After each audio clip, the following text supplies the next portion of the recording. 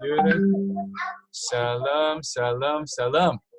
So today we're going to be telling you a story that definitely did not ever happen. This is a story that Rabbi Nachman of Breslov made up, but it carries with it an amazing, amazing lesson that we'll talk about at the end.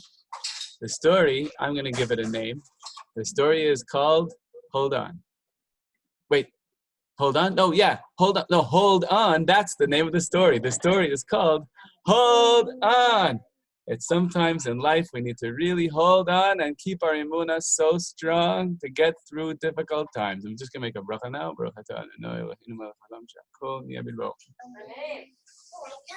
Everybody can hear me okay? Give me a thumbs up. You can hear me? Can you hear me? Show me a thumbs up. Great. Excellent. Okay. One time, there was a Jew who was very, very poor. His name was Yankala.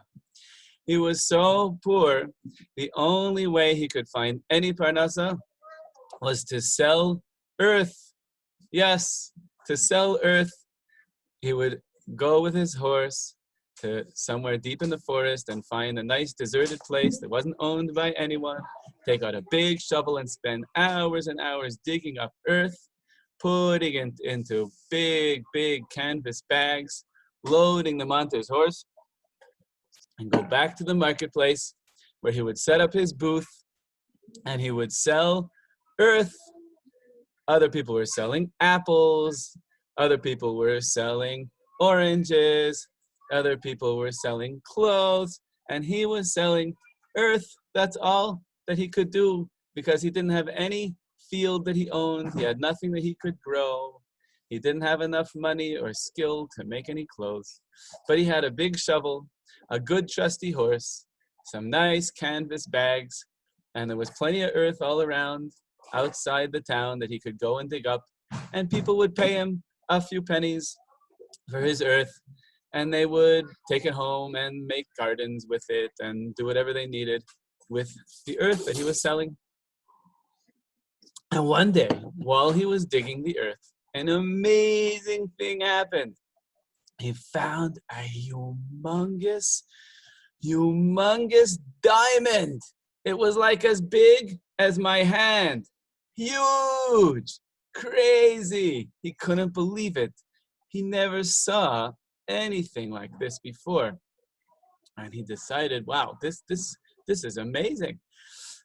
Right away, saddled up his horses, took whatever earth he had, and went back into the town and went to the jeweler. And he asked the jeweler, look at this, look what I found in the ground while I was digging on my earth. The jeweler looked at it through his special glass, and he said, wow, Yankala, this is incredible. No one in this town has ever seen a jewel as that big. It was as big as my hand. Humongous diamond. No one's ever seen anything like this before around here. I said, you know what? I don't think I can even tell you how much money this jewel is worth. Nobody here can even know. You have to go. You've got to travel to London, England. In London, that's where they do some very serious trade in very fancy jewels. You've got to take a boat. First, you've got to take a boat all the way to England. And when you get there, take it. And he gave him the name of a very fancy, world-renowned jeweler, a person who deals with these fancy, fancy stones. And he'll tell you how much it's worth. And there are people there in England who are rich enough who will buy from you. He said, Yankala, all your troubles are over. You will never have to dig earth again. You are going to be a multi-millionaire. Multi-millionaire means you're going to have many millions and millions of, what was in Russia, rubles. That's the word they had, like we have shekels or there are dollars. You're going to have multi-millions of rubles, but you can't even figure out how much it's worth here. You have to go to England and take a boat, and there they'll tell you how much it's worth, and there you'll find someone to buy this incredible jewel that you have found. Yankala was just amazed. His whole life changed.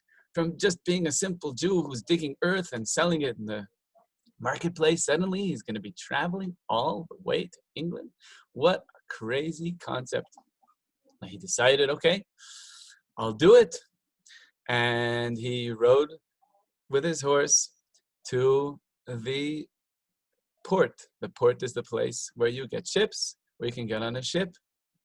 And he met the captain, and the captain said, sure, I'm going to England.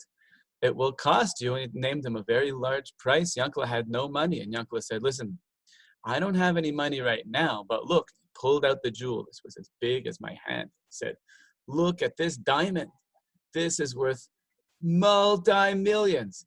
I'm going to go to England and sell this diamond, and I will pay you very well for both the trip to England and the trip back from England. Captain looked at this jewel and he couldn't believe it. He said, wow, I've never seen anything like that. Of course, please, I'll give you a first-class cabin, the best spot in the whole ship. He rolled out the red carpet. You're definitely invited onto my ship. Please, Yankala, it's our honor to have you traveling with us to England. So Yankala couldn't believe his luck. He got into his room. He never slept in such a nice room, even in his actual house. It was so fancy. It was so beautiful, with all beautiful pillows and beautiful wood desk, and everything was just so fancy. Paintings on the wall. He never saw anything like it. And every few days, the captain himself would knock on the door and would bring in an even fancier food than he would. Every day he got fancy food. But when the captain came, he would get even fancier food. And they would sit together and talk about what they were going to do with all their money once they got to England. Because the captain was also bringing a lot of merchandise. Merchandise means things that he's going to sell in England. The captain also had not just one jewel, he had the whole bottom of the ship was filled with all different kinds of things, with wheat and with clothes and some fruits and potatoes. He had tons of stuff. It was worth even much more than the jewel that Yankala was bringing with him. And they were talking and laughing, and they had great times together. And this is how his trip went, but it took many weeks of being on the ship. And one day, Yankala was sitting and having lunch by himself, and he decided, as he often did, to just take out the jewel and just look at it. He often, at his meals, and often just during the day, would look at this amazing thing, and he would thank Hashem. Wow, Hashem, I can't believe what you've done for little old Yankala. My life is really going to change. It's so amazing. And while he was looking at it this time, he fell asleep while he was eating his meal. And one of the ship's hands, that means one of the servants on the ship, came by and saw Yankala had fallen asleep. And he just cleared away everything with the tablecloth and just took it over to the side of the ship and emptied it all out into the ocean. And guess what fell into the ocean with all of Yankala's leftover food? Oh no! That great jewel, it was as big as my hand, made a little splash, and it was gone. But no one noticed. Not the ship's servant, not Yankala, he was asleep. Then Yankala woke up, and for a minute, I was a bit disoriented. Where am I? What's going on? Oh yeah, I'm on the ship. Oh yeah, I was eating. Oh yeah, I'm going to be rich, and Hashem gave me the jewel. The jewel, where's that? Well, where's the jewel? He started to get very worried. And then he remembered that he had been looking at the jewel and thanking Hashem for the jewel, and he had fallen asleep, and he saw there was no more tablecloth and no more food.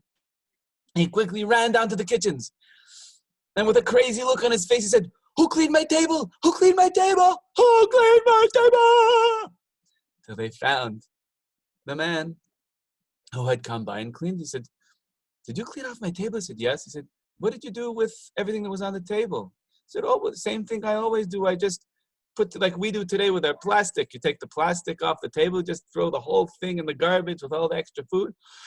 I just took the whole tablecloth. I kept the tablecloth, but I shook it off into the ocean.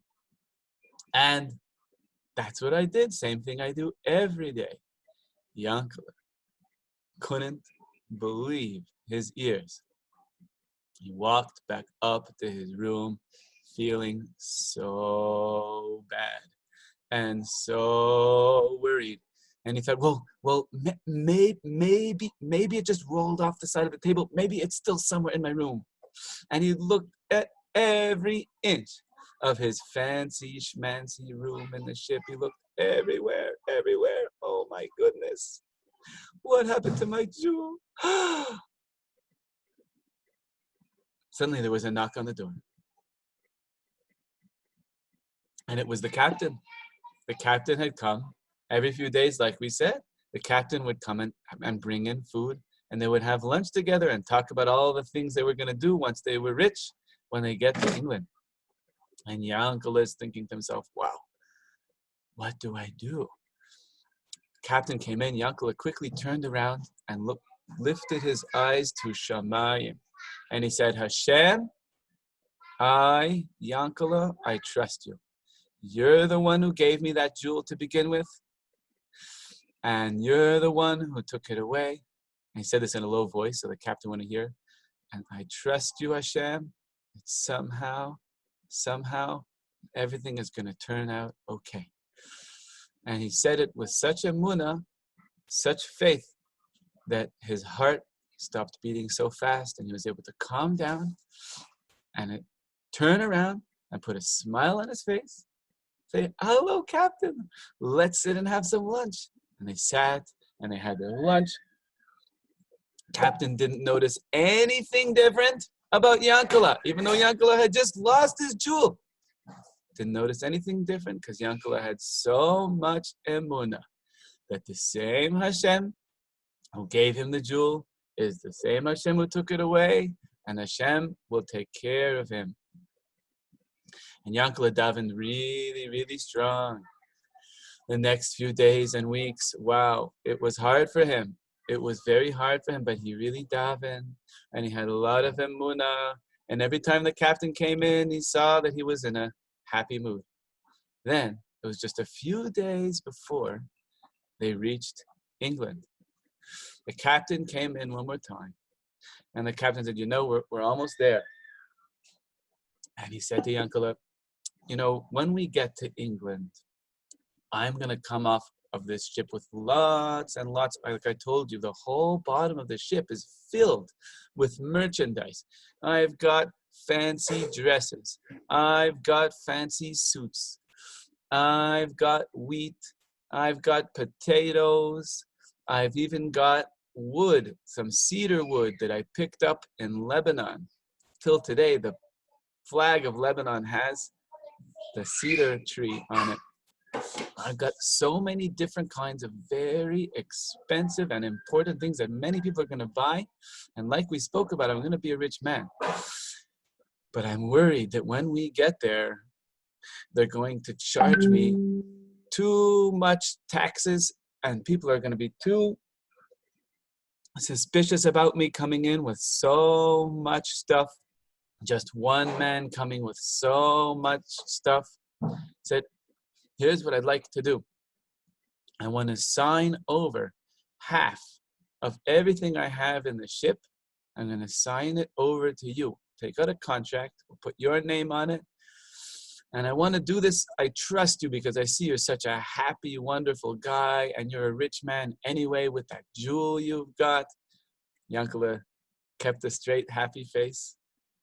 And he said, sure, Captain, if you think it will help you, to get into England without having trouble, without the government giving you too much trouble, and without people maybe coming to try and steal from you, if you think that this is the best thing, I'll be happy to sign on the contract.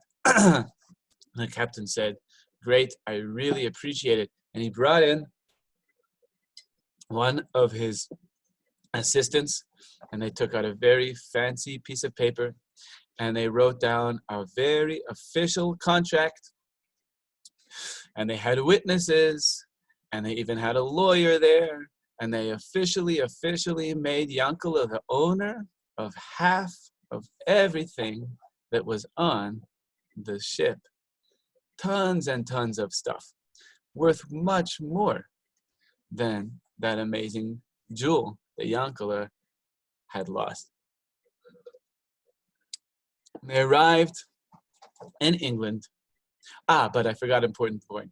Just before that, after they signed, they were so happy. You know what they did? They started to dance. The captain was so happy, and Yankala just went with his emunah very strong, and the captain was singing whatever song he was singing, and Yankala was thinking in his mind, Mitzvah gedola liyois besimcha tameh. Mitzvah gedola liyois besimcha tameh. Hay, mitzvah gedola liyois besimcha. Mitzvah gedola liyois besimcha.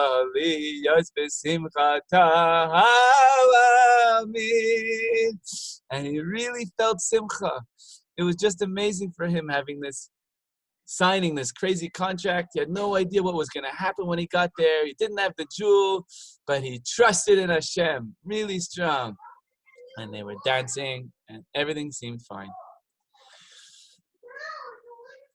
Then they arrived in England, and everybody was starting to get off of the ship, and there were lots and lots of people, and it was a very, very busy time.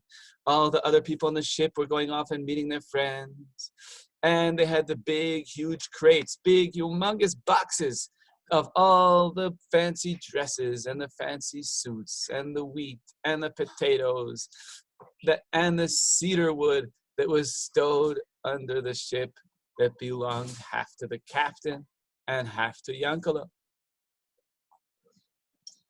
And the captain told Yankala, by the way, of course, he's not meaning to really give this to Yankala forever. It will really belong to the captain. It will just help the captain get his stuff in. He didn't mean for Yankala to really own it forever. It was just to help him to get that merchandise into England that nobody would steal from him. But any money, once it was sold, would all, of course, only go to the captain. The whole thing of signing the contract was only so that people wouldn't steal from them and so the government wouldn't take too many taxes from the captain. So it was a very busy time. Everybody was getting off the ship, and they were loading out all these big crates. And Yankala was just watching everything. He was a very simple yid from a little town. All he knew before this was just shoveling earth and selling the earth in the marketplace. He was watching this whole parade, and then suddenly he saw a very strange thing. He saw a bunch of doctors running hurriedly onto the ship. He said, "What's happening?" He said, "What's going on? Who's sick?" And someone said, "It's the captain." And Yankala said, "What? The captain is sick?" And he decides he's going to go in after them to do the mitzvah of Bikur Cholim, to visit the sick. And he went in, and he saw the captain was really, really sick. The captain said, "I've never felt this bad in my whole life." And he was so sick, he couldn't even leave the ship. And for the next few days, every day Yankala went to visit him. And then it was so horrible and so sad. The captain died. The captain left the world. Suddenly, a whole bunch of lawyers said, "Are you Yankala, the Jew, from such and such a town?" Yankala says, "Yes." And they said, "We have this contract here. You are the owner of half of everything that's on this ship." And Yankala couldn't believe it. Thought to himself, "I wasn't really supposed to own this. This was just in order to help the captain bring everything into England. But now look what happened." He turned around quickly and he said, "Hashem, thank you. I can't believe it. It's so sad that the captain died, but this is crazy. Thank you, Hashem, thank you. Turned around and he walked with them off of the ship where there was a fancy hotel that they brought him into. And there were some big businessmen there who were buying all the fancy dresses and all the fancy suits and all the potatoes and all of the cedar wood. And he went in and they said, Yankele, all the lawyers said, here, look, Yankele, sign here and sign here and sign here, and everything's being sold. And you have 50%. And they started piling him on with bags and bags of gold, multi-millions, billions, much more than the jewel that he originally found, as big as my hand, was ever worth. Yankele could not believe it. He took out his little book of Tehillim and started to really thank Hashem, and he was crying.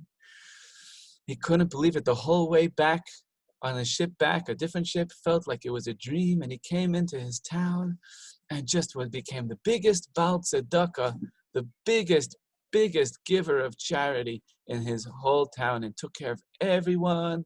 And there were no more poor people in his town because he took care of everyone, and he built a brand new fancy shul and a brand new yeshiva, and wow, he was just flying. Rabbi Nachman, when he told this story, he said the following amazing thing. He said that the jewel that Yankele first found was never really his. But half of all of the merchandise on that ship, that was truly his. This is an amazing thing. He said, what's the proof that the jewel was never really his? The proof is that he lost it. And what's the proof that the merchandise, that all of the amazing stuff on the ship and all the gold that came from it, that really was his? Because he really kept it for his whole life. What do we learn about what it means for something to be yours? And what do we learn from the title of this story, which is, hold on. Oh yeah, hold on is the name of the story. What did Yankele have to do? He had to hold on and have such emunah. When that jewel was lost, he thought, oh no, I've lost everything. But because he turned to Hashem in that time of great loss, he couldn't imagine, how am I going to pay for my ticket on the ship? What have I done? I've left everything behind. How will I ever even get home from England? He didn't get too upset. He had emunah. And he had such simcha that the ship's captain felt, you're the man, Yankele, you're the man that I want to trust to take 50% of my merchandise. And then that truly became his. So we see from the story a few amazing things. First of all, when Hashem gives us an opportunity, when he found that first gem, he could have said, to travel to England is too far. Maybe it's not worth it. He could have told the jeweler, I'll sell it to you for much less than it's worth. But he didn't do that. He said, I'll go for it. Hashem is giving me an opportunity. I'm going to try. Let's see where this will bring me. I am going to try, even though I've never been to England and I don't know anything about jewels, but I'm going to try even so. And we also see from this story how big of a deal it is to have emunah in Hashem, even when what we think everything depends on gets lost. Oh my gosh, we have to remember, the same Hashem who gave me the jewel is the same Hashem who took it away. This Am Yisrael has to remind themselves all the time through our whole long gullus. The same Hashem who took us to Eretz Yisrael is the same Hashem who's sending us out with Nebuchadnezzar. Can you imagine the Jews were taken out from Eretz Yisrael wearing chains around their neck like animals? And they thought, we'll never get back to Eretz Yisrael. But they were able to say, the same Hashem, right? Who gave them koach? The Navi Yechezkel told them, don't worry. The same Hashem who was with you in Eretz Yisrael is with you in Bavel. And that was so long ago. That was like 2,500 years ago. And we got back again, built a second Beis HaMikdash. And then the second Beis HaMikdash got destroyed. We had to say, oh, the same Hashem who gave us the second Beis HaMikdash will one day give us back. And we have to have such a munah for so long. Like those long weeks on the ship, they have to have so much emunah. Can you imagine 2,000 years? But guess what, Kindalach? Here we are, we're sitting in Beit Shemesh. We're sitting, I have the Kotel here behind me. We're sitting in Eretz Yisrael. Hashem really did bring us back. Now we have a challenge. Hashem sent this disease, this magefa. We have to know the same Hashem who gives us our health is the same Hashem who sometimes brings a sickness. And we don't understand why, and we don't understand what's going on. But we can have our emunah, we can still sing and say, Mitzvah gedola liyais besimcha tamid. Mitzvah gedola liyais besimcha. Mitzvah gedola liyais besimcha. Ay, mitzvah gedola liyais besimcha. Imagine Yaakov dancing with the captain, not knowing where, how is he going to get past this? Doesn't have the jewel. How am I even ever going to get home? What's my whole life going to be? He has no idea. But he kept his emunah. He was able to turn around and face Hashem. And another big lesson is when it all changed and he saw that suddenly he does have even more money than the jewel was ever worth. He didn't forget about Hashem. He turned around and thanked Hashem. He turned around and thanked Hashem really, really strong. So remember, sometimes people only remember Hashem when things are hard. You have to remember Hashem when things are good, and when Hashem changes things and gives us our simcha back and gives us back and even more than we could ever have imagined. Es Hashem Kindlach, it's so good to see you. And Lag BaOmer is coming. In just a couple of days, Rabbi Shimon Bar Yochai spent a whole year all alone in a cave, hiding from the Romans. Can you imagine? They had to hide so much, he had to put himself into the earth all the way up to his neck, him and his son Rabbi Elazar. They're just like two little heads hiding in the earth and nobody would see them. But they kept their emunah so strong. They said, the same Hashem who made everything good for us and taught us so much Torah, the same Hashem making us run away from the Romans. We don't understand why, we don't understand what. And guess what? Eliyahu HaNavi came to that cave and taught them the deepest secrets of the Torah. And it's thanks to their emunah in that cave when they came out that we have the Zohar HaKadosh, that we have all the incredible teachings of Rabbi Shimon Bar Yochai, because they held on when they were in isolation. They were in bidud, right? Where were they? They were all alone. They had no idea what's going to be. They were stuck for a whole year. We were just a few months. They were stuck a whole year in bidud, all alone. But thanks to their emunah, we have all the amazing teachings and Torahs of Rabbi Shimon Bar Yochai. We have the Zohar HaKadosh and the great inspiration and the great simcha of Lag BaOmer. So, Chag Sameach, and sending you lots of love and encouragement. Chaim L'chaim.